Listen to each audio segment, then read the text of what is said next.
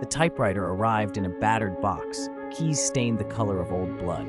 Alone in his study, Mark couldn't resist the urge to touch it. As his fingers hovered, the carriage jerked, and the keys clattered by themselves. Words appeared.